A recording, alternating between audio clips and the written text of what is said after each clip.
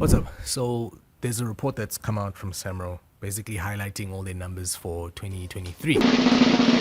I looked through the report and I was like, there's something that just jumped out at me is just how many members there are of SAMRO. I didn't know how many there were. There are around about 150, just over 150,000 members in SAMRO. And you'd think that over the years, with the amount of people, however many, I think it's almost 70 million people we have in this country. Of that amount, obviously not everybody's an artist, but you'd think that we'd have hundreds of thousands of people being members of SAMRO, but we have such a small amount. But yeah, when we break it down and you see what those numbers are, it becomes even crazier. So there are 124,506 prospective members. Those are basically people who have handed in their SAMRO registration and they're in the situation now where they are trying to earn 100 Rand in royalties.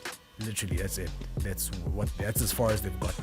124,506 people. That's absolute madness. That's more than 80% of the people who are SAMRO members haven't earned 100 Rand yet. Then you have 23,524 associate members. These are people who have earned at least 100 Rand, but they haven't reached the criteria to become a full member yet. And to become a full member, the criteria is based around your earnings, how long you've been a SAMRO member for, and how many works you have with SAMRO. Basically, how many tracks you have registered at SAMRO. And that number is crazier because it's 889 people. Like, you can fit them in a school hall.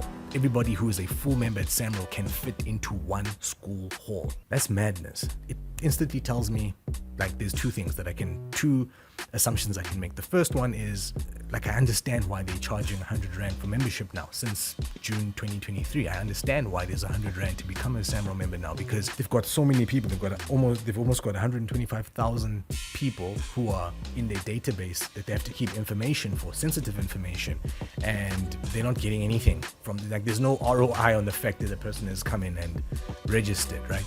The majority of the money is being earned by less than 1,000 people. It's probably even way less than that. Yeah, that's the first conclusion I can come to. The second one is that I don't think we have a registration problem, because to be honest, even if you do get registered, clearly by the stats, it shows that even when you are registered, you're still not earning at least 100 Rand to at least get out of the prospective member category. Look, I don't have all the data. I'm sure there's other numbers that can also, like, feed in. I'd love to see them, to see what the demographics are of the people who are registered. Is it more so the older population? Is it the younger population? Is it the more educated population? Because this is information that SAMRO has on us as members. But it's crazy to see where the problem actually is. I think the problem is not so much in registration as it is in education about the music industry, about music business, how to then get your tracks active so that you can make that 100 Rand, knowing that getting your song playlisted isn't the only way to get your tracks active.